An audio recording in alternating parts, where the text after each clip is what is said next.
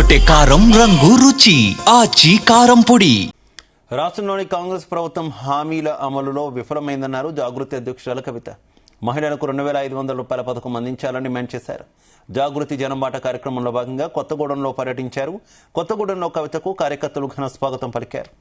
MG రోడ్లో జాగృతి జెండా ఆవిష్కరించిన కవిత బస్టాండ్ సెంటర్లోని అమరవీరుల స్తూపానికి నివాళులు అర్పించారు. ఫిరాయించిన ఎమ్మెల్యేలను కాంగ్రెస్ ప్రభుత్వం కాపాడుతోందని, స్పీకర్ నిర్ణయం ప్రజాస్వామ్యానికి తూట్లు పొడిచిందన్నారు కవిత.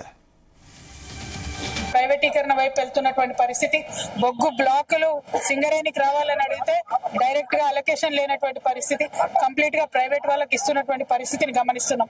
మొన్న మెడికల్ బోర్డు పెట్టిండ్రు, ఆ మెడికల్ బోర్డు ఎందుకు పెట్టిండ్రో, ఎవరి కోసం పెట్టిండ్రో అర్థం కాని పరిస్థితి. అది కూడా మేము వెళ్ళి హైదరాబాద్ లో సింగరేణి భవన్ ముట్టడి చేస్తే తెల్లారి బోర్డు పెట్టిండ్రు, పెట్టి కూడా అన్యాయం చేసిండ్రు. ఇంత అన్యాయం ఎన్నడూ లేదు. తెలంగాణ వచ్చిన తర్వాత బొగ్గుబాయి బిడ్డల బతుకులు బాగుపడాలని చెప్పి డిపెండెంట్ ఉద్యోగాలు తెచ్చుకున్నాం. నేను దగ్గరుండి వేలాది మంది పిల్లలకు ఉద్యోగాలు ఇప్పించుకోగలిగిన. కానీ ఇప్పుడు చేస్తున్న అన్యాయం కరెక్ట్ కాదు. ఖచ్చితంగా సింగరేణి కార్మికులకు ఏవైతే లోటుపాట్లు ఉన్నాయో, హాస్పిటల్ వ్యవస్థ కావచ్చు, స్కూల్ వ్యవస్థ కావచ్చు, డిపెండెంట్ ఉద్యోగాలు కావచ్చు, ఇవి ఖచ్చితంగా పునరుద్ధరించాలి, మంచిగా చేయాలి. వాటి కోసం మేము ఫైట్ చేస్తాం.